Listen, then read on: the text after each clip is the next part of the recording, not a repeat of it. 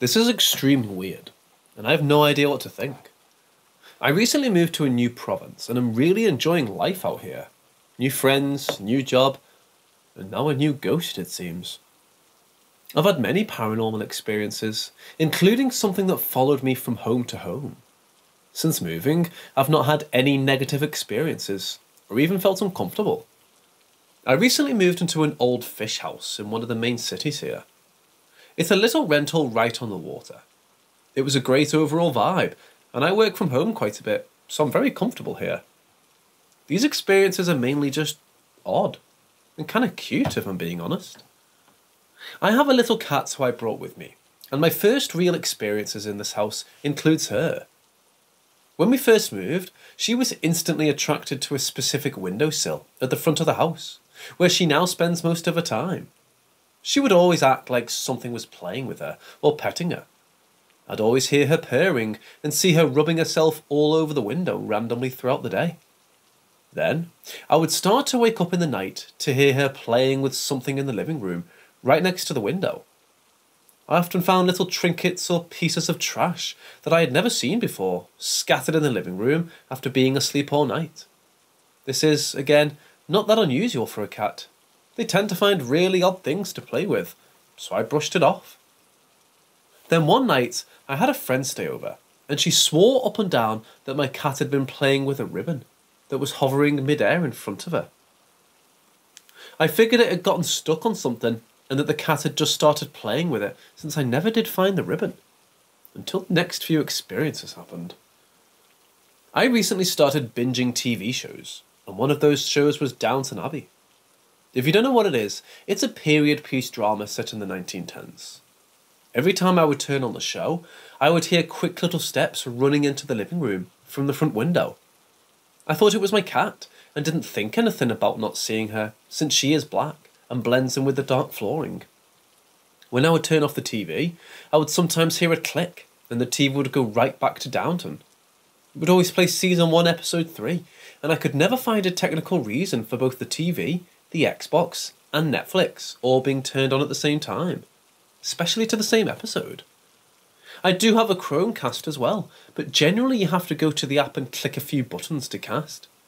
Also, the source would need to be changed on the TV. This happens nearly every time I turn off the show. It's a bit annoying, but now I just leave the show on while I do other things. The only other thing that has happened is sometimes I hear soft banging or tapping from the closet beside the front window when my cat isn't there, almost like it's calling my cat over. My cat is loving it here, and we're super happy. This is such a great house, and it seems like whatever is here enjoys having us. It doesn't seem like some of these experiences are exactly paranormal, but when all of them are happening at the same time, it makes me pause. Not too sure what to think yet, but it seems harmless enough, right? You are listening to the content of ParanormalM.com. This event happened around November 2022, and it was 8 PM. I was by myself at the entrance area of the school. My dad and I go to an evening and night school. I'm studying computer science, and my dad studies mechanical engineering. At that time, I had the 3 first periods free, because my teacher was sick, and I was hanging out at my dad's class, when I saw that the break was coming up after I had the class, and because of the distance, I decided to cross the campus so I wouldn't be late for class. The break was 10 minutes, and it took 8 minutes to cross the campus at a normal pace. But due to my osteoarthritis, sometimes my legs are heavy and my walking is slow. That day was a day that my legs were heavy, and my osteoarthritis was flaring up, and my pace was very slow. So at 8 PM, I was waiting for the bell to ring, signalling the first break, and I was sipping my hot chocolate from my thermos after having gone to the school cafeteria to get some ice cubes to put in because it was too hot. I was about to start scrolling through my phone since I was by myself, and I felt very on edge. I was coming down from a week-long anxiety attack, and thinking it was because of that I felt on edge. To my left, there's this entrance door that leads to the second school on campus, my old high school, and where I was about a few minutes ago, since my dad's class is located in the basement of the building. Outside that building, there's a lamppost, and I turned to see it. A second after my eyes set on it, I noticed it was flickering.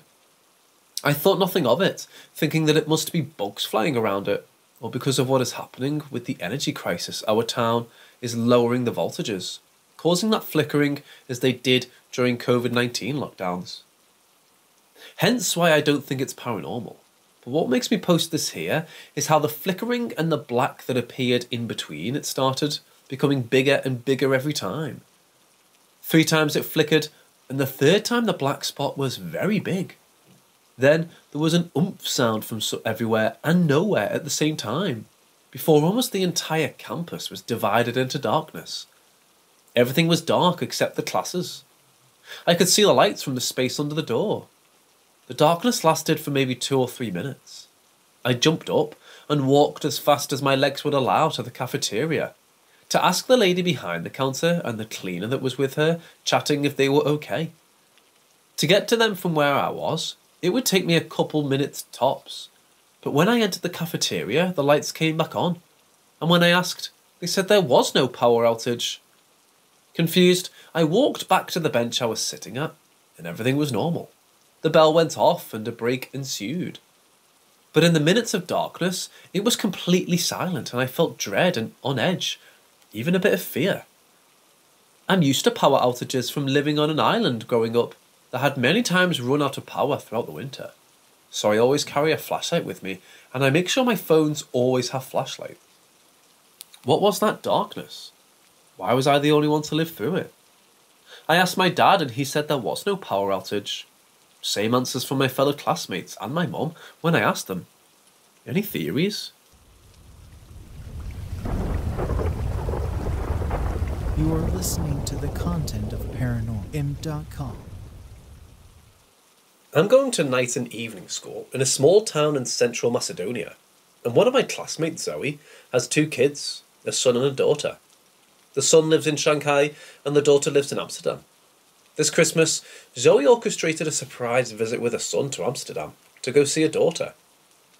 After the surprise, they decided to do tourist stuff, and on an Anne Frank tour, when Zoe noticed a familiar person, me, or at least someone who looked like me.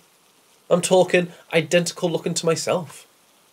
She wore the same outfit I would wear on the first day back to class after the holidays. My white fleece shirt, my fleece grey leggings, my black trainers, my black cardigan, and my grey puffy jacket, along with my purple beanie. My pink Oxford-themed scarf and emerald green gloves. The identical me wore the exact outfit as described, and had the same hair colour as me, dark brown, and even had the same body type and walk. Zoe spent most of the tour being perplexed and hurt that I didn't come and say hi. So by the end of the tour, she walked up to the identical me and got her attention. But the identical me turned and Zoe, instead of meeting my glass-wearing hazel green-brown eyes, Zoe was looking into emerald green eyes and no glasses. Confused, Zoe asked her name and she said that her name was Helena Nastu instead of my name, and she was from Igo in Peloponnese. To make things weirder, the last name Nastu is a family name from my dad's side of the family.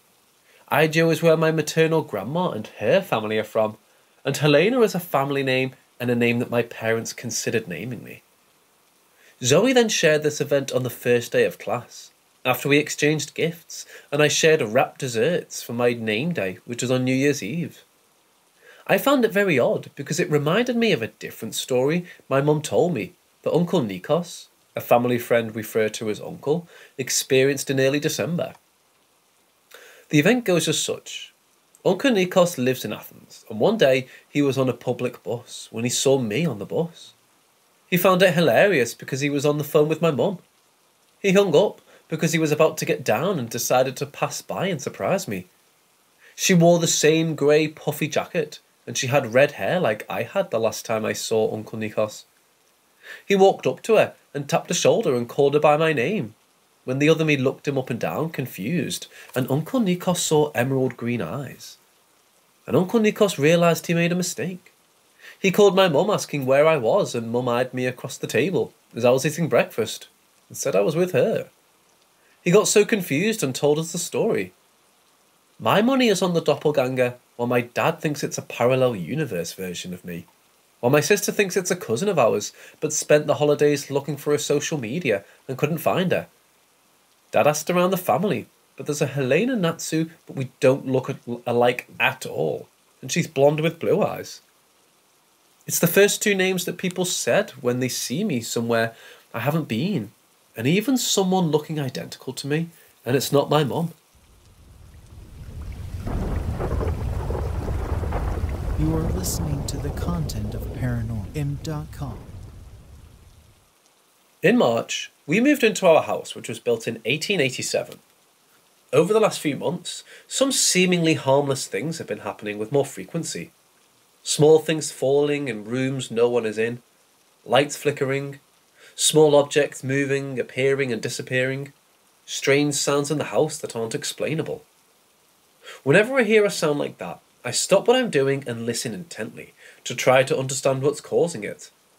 Sometimes as soon as I go back to what I was doing, there's immediately another sound. I'm starting to worry that somehow my paying attention to what's happening, I'm encouraging it and playing a role in increasing frequency. One other thing happened that I really hope is not related, but feels worth mentioning. For context, I'm an avid lucid dreamer, and I've never experienced sleep paralysis. I woke up in the middle of the night a few months ago, feeling like someone was staring at me. I opened my eyes, and even in the near complete darkness, I can see a face right in front of my face, staring at me with a huge smile. My head was on the side of the bed, so he was like squatting with his hands on his knees next to the bed, staring right at me, like he was watching me sleep. I immediately rolled over and tried to wake up my husband, and while trying to kick up blankets and pillows between me and the man, but my husband won't wake up for anything when he's fast asleep, and it was pointless. I ended up huddling against his back under the covers and eventually going back to sleep. I'd like to write off that last part as a dream or something, but I feel in my gut that it wasn't. The energy I experienced from the man was not a negative nor a positive one.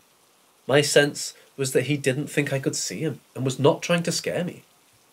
I've also had a friend who visited the house since that incident says she feels an energy in the house, but that it doesn't feel malicious. This was without me bringing up anything that's happened. She said it unprompted, asking me, "Have you experienced a presence here?" You are listening to the content of ParanormalM.com. My boyfriend and I are camping at the Four Pickens campground in Pensacola, Florida. Last night was a full moon, and around 9:30 or 10 at night, we went for a walk down to the beach with our husky to look at the ocean and check out the moonlight. We sat there for maybe an hour and just talked about life in general. But towards the end of the conversation, we started talking about how the ocean can play tricks on you and how strange the energy can be sometimes. We were swapping stories about how we've seen people who we thought might not really be people before. And I understand that when you're talking about things like this, it puts you in a very specific type of headspace. All night, I tried to justify what happened to us as a trick of our minds and us hyping ourselves up.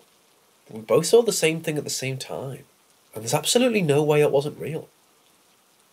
We started walking back to camp, and it was maybe a quarter mile from the beach down the little boardwalk thing to the main road. Once you get to the main road, you see the entrance to the campsite, and there's a small parking lot there. A stop sign, a picnic table, and a building that looks abandoned and out of business.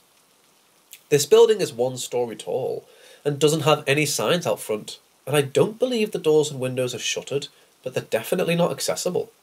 Like, I wouldn't even be able to press my face against a window and try to peek in there. It's that kind of boarded up. So I was sitting on this picnic table while Shane was standing and telling me a creepy story about something he saw in the ocean when he was 11 years old. We were there for maybe 10 minutes and were talking about this story, and I was trying to debunk it and figure it out with him, when all of a sudden a girl comes walking out of the campsite area towards us and stops at the building. We were both thinking nothing of it, because we had already seen 2 people walking that night, and we knew people were active because it was a full moon and wanted to make the most of the campsite. But this girl walks up to the abandoned building and looks as if she's peering into the window or trying to open the door on the right side of the building. I almost even remember her standing on her tippy toes. She obviously doesn't get in, And then she decides to walk all the way across the length of the building, right in front of us, to the left side. This is when I start to get uncomfortable, because she doesn't look at us or address us, even though we're loudly standing there talking. And the way that she was walking, all I could see was like her side or back profile in a long brown ponytail. I know this doesn't make sense, but it's like, how can somebody walk from right to left in front of you, and you don't see the side of their face? All I saw was her hair. It's not like she had her head turned, if that makes sense. So she rounds the corner on the left side of the building, and doesn't come out. At this point, I'm actually invested and I'm grilling the location she went to the whole time, and don't take my eyes off of it. I don't really know how to explain this, but it didn't seem like she walked back behind the building. It seemed like she was right there and was waiting for us to do or say something. There's a little ledge on the side of the building that looked maybe 3 or 4 inches wide, kind of like a gutter hanging off. And I swear on my life, it's like she went behind this little 4-inch ledge and flipped herself sideways and was frozen and just watching us. Shane has this spotlight for hunting that he uses as a flashlight, and he shined it on the little ledge area of the building that she went behind. We kept seeing something low to the ground on the side of this ledge, and it made us think that she was just standing there doing something. So Shane shined his light in that direction and screamed, "Yo, what's up? Are you good?" After this, he kept his spotlight pinned where we thought she would pop out, and after a delayed 4 or 5 seconds, we literally saw her spring out of the shadow and leer forward facing right. She had her back hunched over, so she wasn't standing as tall as she normally would. I can't explain how scary it was to be sitting there watching this whole thing take place.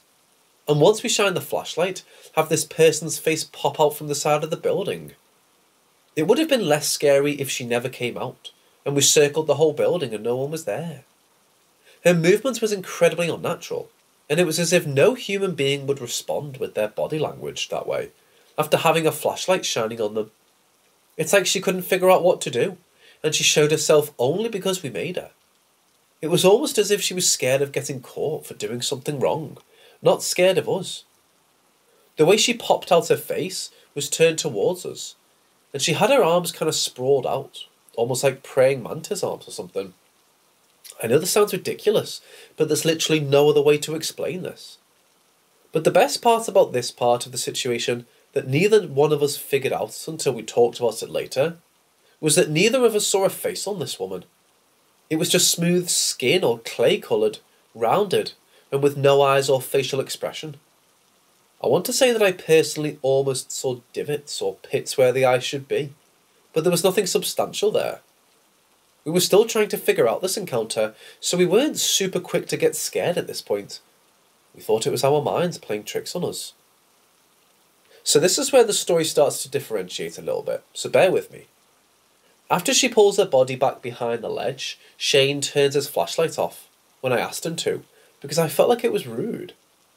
At this point she's back behind the ledge, and the light is off, and I see her extended body about 3 feet off the ground, as if she's crouching and reaching out at the same time, like she was going to take an over-exaggerated step, and almost tiptoe like a cartoon character or something. She leaned forward 1 step to the right, and then pulled herself back behind the ledge, and stood up straight, and started walking back to the right side of the building in front of us. Shane has his flashlight on the whole time now, and she just says, "Oh, I just wanted to change without having to go all the way back." But it's like, all the way back where? She literally just came from the campground. She could have changed there if she was heading to the beach. Was she going to swim at 10:30 at night? It just didn't make sense why she needed to change in that specific spot. The strange part is that I specifically heard her talk about changing, and Shane heard her say something about just having to pee. I'm not sure if one or both of us just misheard her, or if Shane just assumed that's what she was doing, because that's what I thought at first too. But as she walked from the left side of the building across to the right, and back down the trail towards the campground, she kind of scurried away quickly, as if she was embarrassed. And the crazy thing is that I didn't see her face the entire time she did this. It was like she walked across the first time. All I saw was her long brown ponytail. After she slowly walked down the road back towards the campsite, Shane and I were talking about how fucked off that whole interaction was, and that we need to get back to our own site. And he told me that this person had a short, blonde, bob, or Karen-style haircut. He couldn't believe me when I said that she had a long brown ponytail, because he hadn't seen that colour anywhere on the person. There's absolutely no way that one of us could have mistaken these two specific haircuts and colours for the other. As we walked back to our campsite, we walked past a handful of good dark trees that I, as a female, would definitely have peed or changed behind.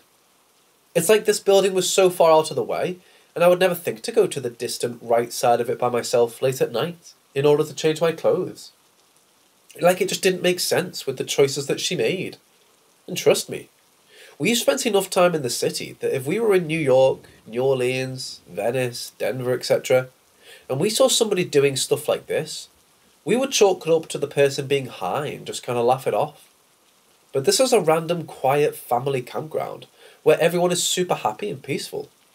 Sure, we try to justify that maybe it was just some drunk chick being sloppy and not knowing what's going on, but even that doesn't hold any weight in comparison to her body movements and that smooth face we saw staring back at us. Nothing about this person's body movements were natural. Not when she came slinking up, not when she didn't notice us sitting there, not when she looked in the window, not when she walked across the building, not when she dipped behind the ledge, not when she peered out, not when she crouched down, not when she replied to us, and definitely not when she scurried off. This is one of those situations that had tears in my eyes and had me shaking, but I was incredulous at the same time because I couldn't believe it really happened to me. It's like I almost couldn't even be scared because it already happened, and I just had to sit there and process that I really saw what I did. We talk about NPCs sometimes and joke about people making us uncomfortable and maybe not being real. And we really believe that sometimes we cross paths with angels, but this was something else entirely. This was something that seemed with a lower form of less intelligent than us, that was pretending to be human. You are listening to the content of ParanormalM.com. I live in an 1880s farmhouse. I've had issues with the home ever since I moved in. Bad dreams before the move-in date even. Even my sister had dreams about the living room of the home being filled with red light and angels trying to keep her away from it after nightfall. Sometimes the property can be quite beautiful. Other times it shines a darker kind of light. For now, I'll ignore a majority of the experiences and speak about the woman I came here to talk about. I just can't get her out of my head. I see her cruel eyes every time I close mine. I only pray that it'll stop. And soon too. It started with a dream. I guess it was more of a nightmare. I was standing in the kitchen next to my mother and a woman asking about the house. The woman seemed to know the energy was off. She seemed to be a sort of psychic medium. She started asking me questions about the home. Do you hear banging at night? Does it come in threes? Do you often feel watched? Do you sleep well at night? Do you wake up with scratches and bruises and have no explanation for how you received them? The whole shebang. It was while she was asking me her questions when I started to feel heaviness in the air. I felt as though I were being watched, so I turned to look into the library off the kitchen. The light for the library was off, but I could still see through the dark due to the dim glow of the hanging ceiling light in the kitchen, though I honestly wish I hadn't been able to. When I looked into the library, I saw a figure hanging from the ceiling upside down. She was standing with her arms out as though she was formulating an upside-down cross with her body. She was mocking Jesus Christ. She dropped down from the ceiling and dragged her body across the floor before standing up in the doorway entrance from the library to the kitchen. She walked over to me and grabbed my shoulders, and without moving her mouth, she told me that she was never going to leave, that I couldn't send her away, and that she was always going to torture me. I began screaming at her to leave in Jesus' name. She only smiled. I pushed her out of the house, but she still smiled at me from the other side of the door. I woke up breathing heavily. The entire day I could feel this woman's presence around me. I was sure she was real. This was the first time I'd ever seen her. I decided my room was the problem, and since I didn't want to see her again, I changed where I'd been sleeping. I went to sleep in the room off the garage on the couch. Everything was fine for a few nights. Until it wasn't. I had been dreaming of an elderly man. He was standing at the entrance of the doorway to the room I was sleeping in. He simply told me to run and that she was coming. The look of fear on his face was one I'd never seen on anyone before. He was horrified. I asked him what he meant because the woman wasn't on my mind, but all he did was point. I looked over to see the same woman from a few nights before running towards me. Her black frizzy hair and solid black irises staring into my soul. As soon as she reached me, I felt a heavy weight on my chest, and I began to wake up and be in the real world. But I was unable to move my body. I tried to open my eyes, but I could only manage to open them for a second or two at a time. And every time I did, I saw the woman crawling around the couch. My eyes were closed for most of it, but I felt her get on top of me, and my eyes opened one last time, to see her on top of my body and ready to bite me before I passed out. I don't know if I was afraid or simply tired. Maybe both. When I woke up again soon after, I checked my phone to see it was around 5:47 a.m. It wasn't that early, and there was some light from the outside windows. I sat up in bed trying to process what had just taken place. I decided to brush it off, but as hard as I tried, I couldn't shake her face from my mind. So I drew a picture of her.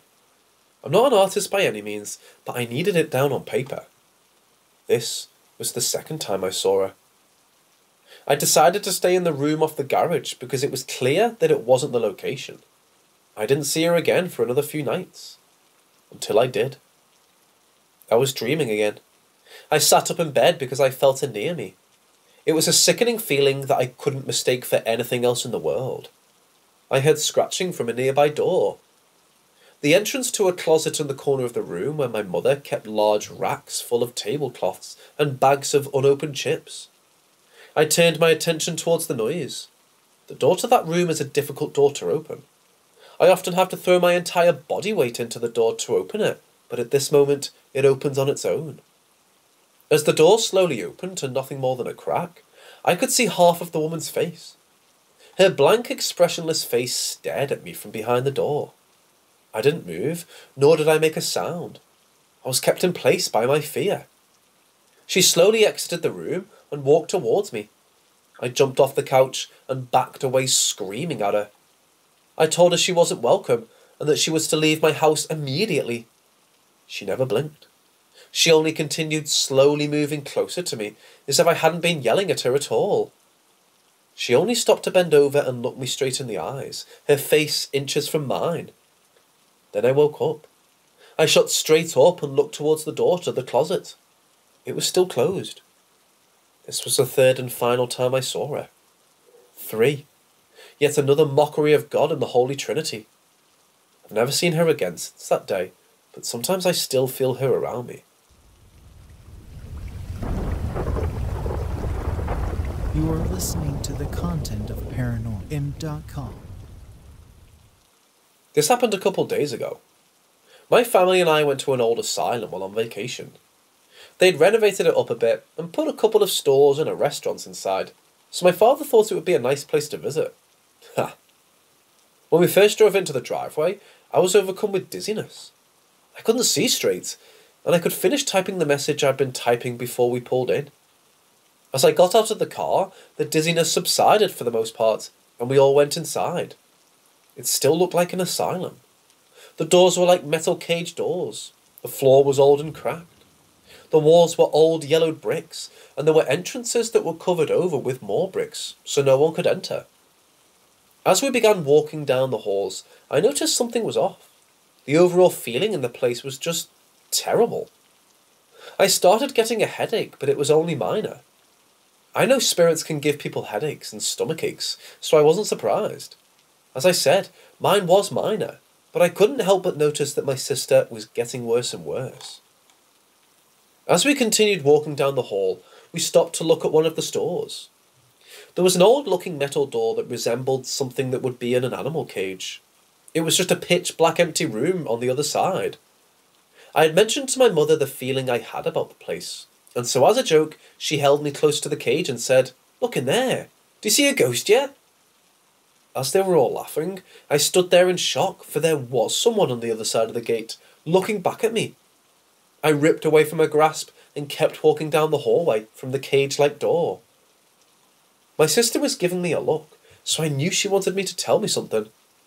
We went off to the side, and she told me she had a terrible pounding headache.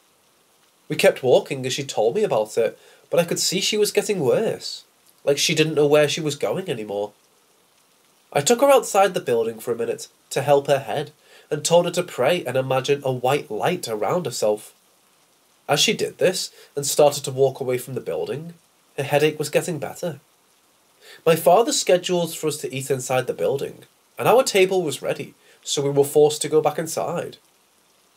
She told me her headache was even worse than before, and that she was about to pass out, and that the praying and white light now made it worse.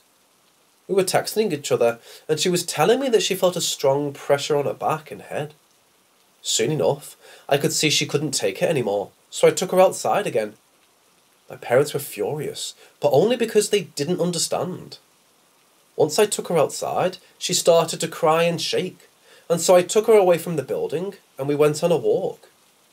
We went across the street, and I talked to her about how the Lord was with her. Her headache stopped, and so did the pressure. Our parents texted us, telling us that the food was there, so we were again forced to enter the building. I held her hand and prayed with her before we entered again. We ate as fast as possible, and got out before our parents did. We drove off, but she still felt uneasy, and so did I. We got out of the car at our next destination, but it was almost like we were still in the asylum. My sister started crying and shaking again. She asked me if it could make her kill herself. I asked her why, and she told me that it was giving her suicidal thoughts, and that it was making her depressed and draining her energy. I took her and my mom and dad, and we all prayed together over her. As I placed my hand on her head while praying, it was weird. I could feel it there still. It had followed us there. I thought she would be an easy target, and maybe she would have been, if I wasn't there. Maybe that's what scares me the most. I'm not sure if it's gone or not, but when we arrived back at the hotel, I saw and heard someone following me in the hall, so I thought it was my sister. But when I turned around, no one was there. But that could have just been a different spirit. I'm pretty used to them by now. Last night, my sister and I didn't sleep. We were kept awake all night. Maybe we were scared, or maybe we were kept up by something else. Something dark. Something inhuman. Guess we'll know soon enough, won't we?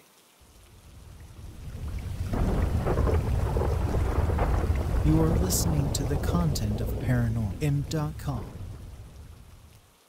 I'm a professional chaplain for the Order of St. John of Rhodes, Malta, in Jerusalem. I specialise in blessings, cleansings, and spiritual conflict. If you're ever looking for advice, feel free to PM me. I'll be more than happy to help, if I can, but otherwise, I thought I'd add to the experiences here. I've had some awesome paranormal experiences, and was around this sub a little while ago. I'm becoming active again, so I thought I'd share a recent experience which freaked out my partner. After I started to get more involved in spiritual guidance, conflict, and intervention, we started noticing more stuff happening around the house. One thing that came to visit was a large, dark figure. They were about 8 feet tall. It was coming from an underground storage next to our room. After getting involved in a particularly nasty case, things started with knocking on the door from the underground storage area. Once a day at random times, we would hear a simple knock, knock, knock. The area was a brick-walled room with a dirt floor, but there was no external access by either wind or people. We largely ignored it, and when the knock happened, if I was there, I would rebuke whatever was knocking by letting it know it wasn't welcome.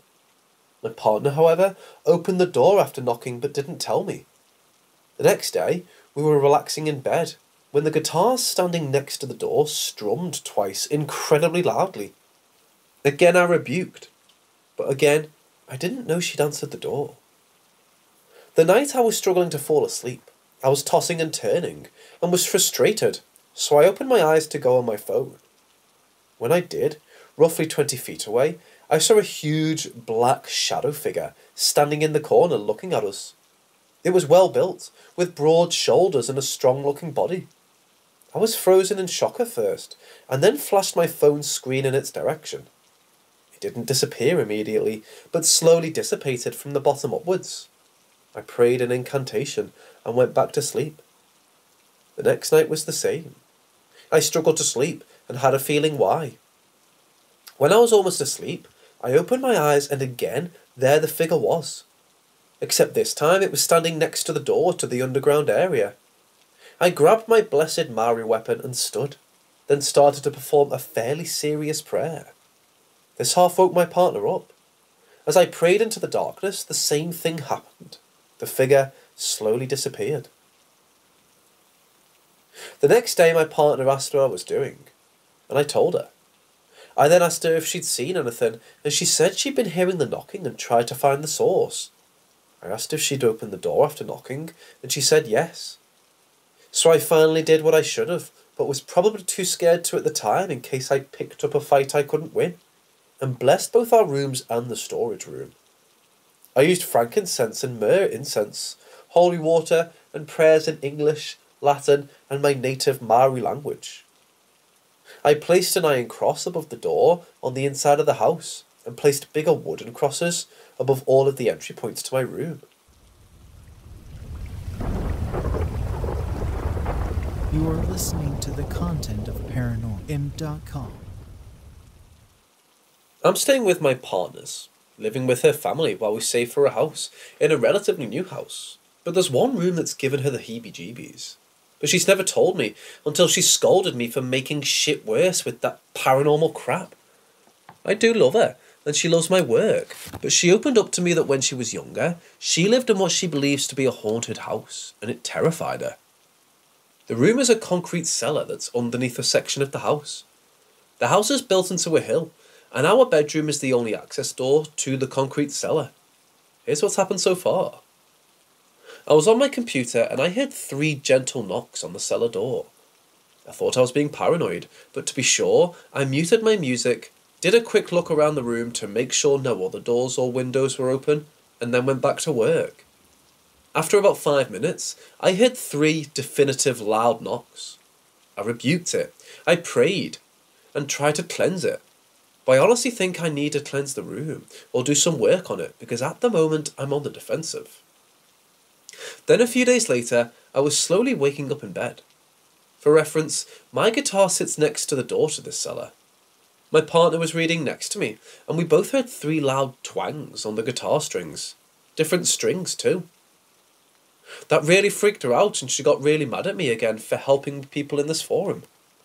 I didn't rebuke this because I was half asleep, and really should have. The final thing in this room, which I only just found out, is her younger brother refuses to go into the room. If there are things that need to be stored in there, he puts them outside of the door and leaves it for someone else. I asked my partner why he does this, and she said it's funny. He brought it up too. He said he's not surprised you put a cross above the doorway. Whenever he goes in that room, without fail, he has the nightmares all night. He won't go in there. I have since bolstered up my protection somewhat, and things have quietened down. I have a Bible open on Psalm 91. Every night I burn frankincense and myrrh outside of the door. There's a wooden cross above the door, and a rosary on the door handle, and a silver cross held in the Bible. I know it seems overkill, but I take this seriously because one morning I woke up and the central components of my prayer station were thrown across the room. I have a picture on my profile, but basically the parts in the middle that can't really fall were thrown on the floor. The rest of the station is 3 blessed Maori weapons, a Bible older than our country, a wooden cross, a silver and greenstone cross necklace, and a whalebone tiki. This was a good enough reason to make me take things seriously. My partner was also freaked out one evening when I was sitting up in bed, dead asleep, holding the blessed patu and chanting in Maori. I've never slept, talked, nor walked. The worst I've ever had was snoring. She said she tried to talk to me, and I didn't answer. I just kept chanting, and when I woke up with the patu in my right hand, she asked what I was doing with it. I honestly have no idea. The one is probably just sleep talking, but the timing was funny. Last story, and probably the most overt one. I was making popcorn in the kitchen when I got this massive weighty feeling of dread coming from a corner of the lounge. My dog was growling at the corner as well, and when I went to comfort her, there was an audible, undeniable from the corner, "Huh?" It was really strange, but as soon as it happened, my dog went ballistic. You are listening to the content of ParanormalM.com. So I used to have tons of little paranormal experiences up until I turned 18. Then they just stopped, and nothing for nearly 20 years. Then about 6 months ago, I started getting super interested in the paranormal again, and I've been either reading people's experiences here or listening to podcasts, and things have started to happen again. I believe the more attention you give to the paranormal, even indirectly by reading about others' experiences, can give them enough energy to interact with you. Some backstory before I get into my latest happenings. I started dating my ex-wife in 2009. We moved into our house in 2010-11. Her family owned it before us, so she grew up in it basically. They always believed there was a presence in the house, but apart from a dumb teenage girl moment with a friend claiming to be sensitive, or another girl claiming to see something, no real experiences ever happened. But as adults, when we moved in, we always sensed something there. Not really malevolent, but powerful enough of a presence to put you, and sometimes also company, at ease. But for literally a decade, zero actual experiences. Nothing unexplainable. But even when talking about the paranormal, and even making jokes and subconsciously trying to stir something up, out of sheer curiosity. Then in 2020 we separate and I moved out. In this new place, I occasionally feel a small presence. I chalk it up to either imagination, or maybe there's someone watching over me. Who really knows what's there that we can't see? We can only speculate. Now cut to 6 months ago, when I started to get super drawn to the paranormal again. And I began reading people's stories literally every night in bed, as I wound down to sleep. In my story before I shared about my experience with the Black Horseman, I mentioned when I talked about the paranormal it seemed to, as I call it, stir shit up. As in, if you give them attention, they would feed off the energy enough to actually interact with you somehow. Now that I'm giving more attention to this world we know so little about once again, it seems the same thing is happening all over again. I'm starting to feel the presence much stronger. Weird for sure, but I'll continue. Then around October, I had a new experience. I was in the basement bedroom, only 2 floors. The stairs are ridiculously loud. You can always hear them, even over the TV or music, even when you try to be sneaky. They're just damn loud. One morning, about 6:18 AM, I remember exactly because my morning ritual is I wake up before any other roommate, get dressed and relax on my couch playing on my phone until 6:30 when I walk out to leave for work, or before any roommate wakes up for their routine. I'm in my room sitting on my couch looking at my phone, waiting on time to leave. Dead silence in the entire house. Sitting on the couch in my room, facing my open bedroom door. Suddenly, I hear the loud creaky stairs as something slowly walks down to the basement. All 13 steps. I think this is very odd as I watch the doorway into the hall. There's no reason for anyone upstairs to come down here. They have their own bathroom up there and nobody gets up before me. But I think maybe it's a roommate coming to talk to me before I leave. I wait 1 or 2 minutes. No sounds, no lights turn on or off. Then the same lad steps back upstairs. Then the weird part. If anyone is walking upstairs, I hear them, at all times.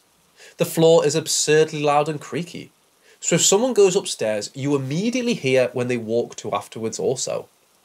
This time immediately silent after the steps up, which is impossible. I even tested it with a roommate later that day. Also, when I came home, I asked each roommate if they were up during that specific time frame. They were not. I did everything in my power to explain it away. There's zero logic to disprove it. I tried. Next experience. I and my ex-wife are still friends. She's still in our old house. We're getting ready to sell it and move to another state, so we decided since her roommates are moving out and we have to work to get it ready to sell, I would move back in, since I'd be there so often anyway, and we get along well enough. Immediately, the presence in that house is stronger than I'd ever felt before I left it. Every night, I'm still reading and listening to stories and podcasts in bed, getting very creeped out. Dumb and brave, I continue anyway. One evening, I go with my ex-wife to help do janitorial service at a church for a mutual friend, which she does on occasion for some side cash.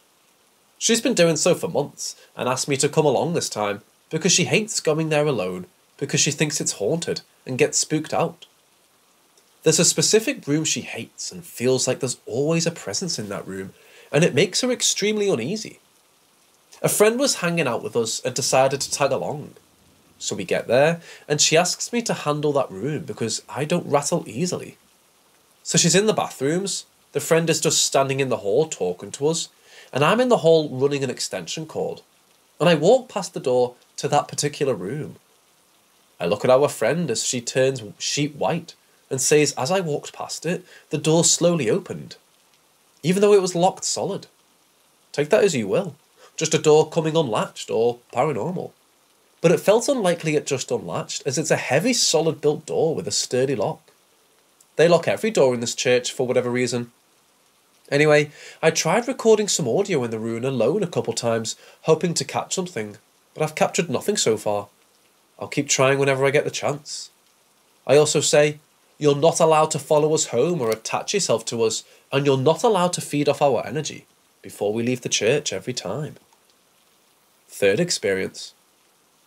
First week of December, my ex-wife left town with a new boyfriend, leaving me alone in the house for a couple months. A buddy of mine who's pretty sensitive to spirits and such is visiting, and we end up talking about the paranormal. And I bring up the strong presence here, which has felt significantly stronger since being alone.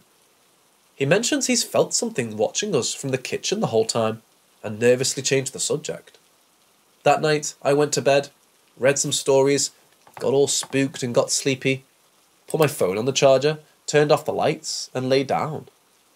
I'm still very much awake after only about a minute or two since turning off the lights, when I feel something clear that can be pat on the bed next to my foot, as if someone took their open palm and just firmly went pat, pat, pat, pat. I am most definitely alone in this house. There's no way it was a person. I calmly said, do not mess with me while I'm in bed, and you are not allowed to feed off my energy. Please respect my home and my boundaries. And tried not to freak out as I tucked the blanket under my body as if it was a protective shield, and eventually went to sleep. After that, I don't read spookies every night anymore. Shit needs to calm down until I'm at least not home alone. You are listening to the content of ParanormalM.com. My ex-wife thought she was a psychic, or had some kind of clairvoyance or paranormal abilities. We would kind of half joke about it, and even now I kind of look back on it cynically and chalk it up to her wanting attention. But there was this one time that I still wonder about. Charlie had never met her great-grandfather. She had heard a lot of stories about him though. He was a tall, angry man that always wore a three-piece suit and loved to beat his wife and children. He was by all accounts a mean, violent alcoholic. He died destitute and was reported to be buried in a particular cemetery in a nearby city. Being a fan of cemeteries, we would visit them frequently, often to take photographs or just to explore and memento mori. One afternoon, we were exploring a large cemetery across the street from where the cemetery where her great-grandfather was supposed to be. She had often talked about trying to find his grave, but no one seemed to know where it was. I believe we had gone looking a few times, but came up empty-handed. As we were driving slowly through the other cemetery, Charlie, who was looking out the passenger window, suddenly yelled out, "Stop! Stop the car!" I stomped the brake, and she undid her seatbelt, opened the door, and walked hurriedly into an area dense with headstones. I watched her walk in about 20 feet and then stop. She was staring at a headstone. I put the car in park and got out, and walked over to join her. There was his grave. He was buried next to a friend or distant relative, in the other half of a double plot. Apparently when he died, there was no money to bury him, and there was a vacancy thanks to the friend or relative that had a double plot that they ended up within the divorce. So that meant that there was basically a free hole in the ground they could stick him in. And the guy who was in the other half didn't mind sharing the eternal resting place, since his ex-wife was going to be buried with the postman or whoever. She said she didn't see the headstone from the car. I believed her about that because she had terrible vision. Uncorrected, her left eye was so bad that she couldn't recognise my face across a restaurant table if she covered her right eye. She hated wearing glasses, so she rarely did if anyone was around. She said that she just had a feeling. I couldn't see the name on the headstone from the road, and my vision was excellent at that time. You are listening to the content of ParanormalM.com. This happened one evening in the summer of 1984 or thereabouts. I was a teenager walking around with 3 friends in the general area of the suburban neighbourhood where we all lived. There wasn't a lot to do, so it was common for kids our age to stroll around at night, talking, laughing, and getting into minor mischief. There was a large wild area with streams, a swampy area, lots of trees, and a rocky area with mounds of dirt. It was an area of several acres, mostly surrounded by single-family homes in a few adjacent neighbourhoods. There were houses on 3 sides, and on the 4th, a large empty field, an elementary school, and some municipal buildings. There was a narrow asphalt path that ran through the middle of the area, presumably to provide a way for kids to walk to and from the school. The whole area was referred to as the Path. It had a reputation amongst the kids as a scary and dangerous place. In my mind as a child, the Manson family was living there, holding satanic rituals and sacrificing kids like me. In reality, the scariest thing was older kids smoking pot and drinking pilfered bottles of Millicob in the woods or making out in shady leafy hollows. So on this particular evening, it was Frank, Keith, Brian and me wandering around aimlessly. We decided to walk down a dead-end street and cut through the yards into the woods of the Path. It was dusk, the light fading completely as we cut through, stepping over an old stone wall and into the dense underbush. We didn't have a flashlight, and the only way we could see where we were going was to spark the flint wheel and an empty Bic lighter one of us had. It provided a quick, dim strobe flash by which we could get our bearings. We picked our way single file through the underbush to a narrow, flowing brook. There was a fallen log across the stream, so it was a quick 1-2 step to cross it. On the other side, as we knew from playing in the woods, was a narrow dirt path that ran perpendicular to and intersected with the asphalt-paved main path off to our left, maybe 100 yards away. To the right, the path continued through the dense bush and made a 90-degree turn and traversed a slight rise through a forested area, ending in the large field by the school. One by one, we quick-stepped across the log over the stream and pushed through the bushes onto the overgrown dark narrow path. I was third in line, Frank and Keith having gone first. As I emerged from the bush, and as Brian was making his way across, I heard Keith's voice, shrill and frightened. "There's someone standing right there." Frank and Keith were to my left, facing in my direction. I whipped my head to the right, and sure enough, there was a man standing there not 6 feet from me. It wasn't a tree. It was just a dark, silent shape. Appeared solid. A man-shaped blotch darker than the darkness. No question, a man standing there. I could make out the brim of a hat that appeared to be tilted back on his head, so the outline was ovalish. Not a horizontal line of a hat pulled low across the forehead. The figure was silent, unmoving. As I stared in terror, the figure shifted slightly, maybe turning or raising an arm. Somehow, my impression of this was not movement, but a subtle change in the shape of the silhouette. It was unclear what the movement was, but it was just that it was a slightly different outline, but it displayed no perceptible motion. We broke and ran away in a panic, truly scared for sure, but laughing and hooting hysterically, leaving poor Brian behind to be murdered. We reached the asphalt path and stopped, catching our breath, with Brian arriving a few seconds behind us. He hadn't seen a thing and was somewhat perplexed, to say the least. As we stood panting and jabbering under a streetlight at the south end of the path, we compared what we had seen. Frank and Keith concurred with what I had seen, a slim, silent man in a hat.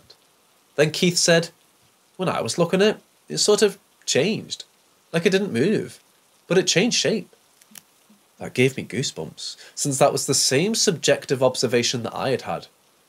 Brian didn't see a thing. Poor Brian. The dirt path was very overgrown, with weeds and bushes all but obscuring it. It was disused by that point, so it wasn't easy going, and it wasn't a route one would take a reasonable choice, especially at night. This is what made it particularly frightening. To encounter someone standing silent and motionless, exactly where we happened to emerge onto the path after crossing the brook. Who was it, and why were they just standing there? How did they get there, and why didn't they speak to us? Why were they wearing what appeared to be a farmer's hat?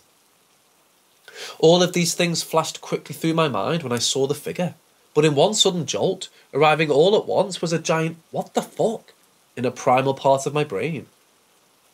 My impression was that of a slim man in his 30s or 40s, about 5'8" to 10. Kind of the same build as my doctor as a kid, who always reminded me of a guy from the Civil War era, because he was short, thin, and serious. Was it one of the residents of the neighbourhood who, perturbed by the obnoxious teenagers cutting through his yard, had somehow silently and quickly threaded his way through the dense dark underbush in order to menacingly glower at us in silence? It could have been, and if so, that in itself is terrifying. Bravo on scarring us for life, Dr. B. I'm still in touch with Frank, and we talk about that experience from time to time. Nearly 40 years later, it still gives me chills to recall the encounter. You are listening to the content of ParanormalM.com. I haven't seen spirits for a long time, and they usually show up as a wisp or something kind of streaking by. Well, the other night, I'd seen the shadow creature trying to get my attention with it streaking in front of me. I finally decided to confront it. I closed my eyes and told it couldn't be here. What came into my mind's eye wasn't anywhere near human in spirit. It got close to me and had all these eyes, kind of opened its mouth up, and all these eyes surrounded it. It was kind of like a gorgon. Mouth on the centre, eyes all around it. The eyes could expand and replicate, like you were looking in a kaleidoscope. I told it wasn't welcome, but it just tried to overwhelm me with these eyes that would change and kind of kaleidoscope out. I've got a good amount of experience to know that I could force it, so I did. I imagined a bubble coming out from my chest that manually pushed him up the street. He was fighting the whole time but wasn't able to come back in. It really irritated me that he'd been working so hard for my attention. I didn't see any more streaks that night or since. After all this time of finding out metaphysical and healing things, that's the first time I got to kick a ghost's ass on his plane. You are listening to the content of ParanormalM.com. This past July, I went for a tubing trip on the Osable River in northern Michigan with my family. We went upriver to float down to our property abutting the river. This is in the middle of the Huron National Forest and a gorgeous river for fishing and swimming. My family and I loaded into a pickup truck and headed a few miles upriver to a small trail that leads down to the river. Unfortunately, my uncle nearly missed the turn off and pulled in a foot off the trail of the drive and slashed the inside of a tyre on a culvert. In total, it was myself, my aunt and uncle in their mid-60s, my cousin and his 2 daughters. Sadly, no one brought a cell phone and the spare was rusted to the undercarriage of the truck bed. My aunt, who doesn't like to wait for a solution, decided to hike back to the cabin immediately while we waited. I went with it because my aunt shouldn't be the one to do this in the first place. The walk is along a state road, a 2-lane country highway with either a 55 or 45 mile per hour speed limit, depending on how twisted the road is, as it winds through the Huron. Both sides of this road are shrouded by tall white and red pines, occasional birches and the like.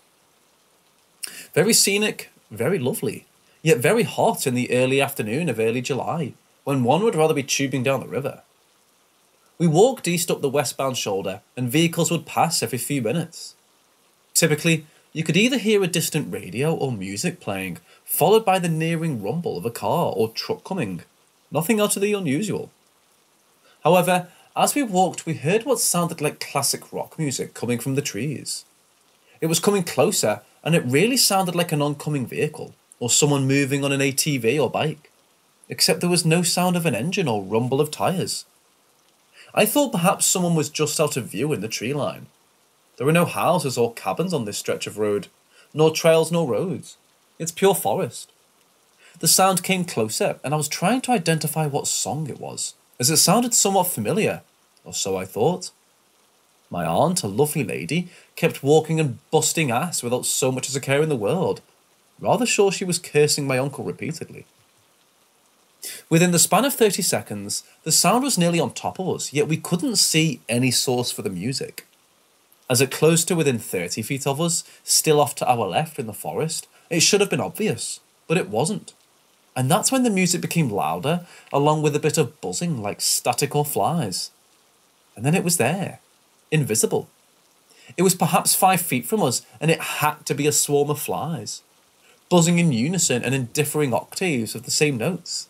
Definitely not classic rock music, but oddly and incredibly musical. And the noise moved at a clip like the passing car and trucks doing around 50 miles an hour. I was expecting to have to swat or run from a swarm, but yet there was nothing there. No black dots swirling about, nothing landed or stung or bit us, and as quickly as it came upon us, it kept moving and passed by behind us, heading westward. And as it left our area, the audible buzzing diminished and its noise warped back into the sounds of classic rock music. Now, I'm aware we used to have a tent bug problem in northern Michigan. This year, Traverse City released scores of black flies to annihilate them.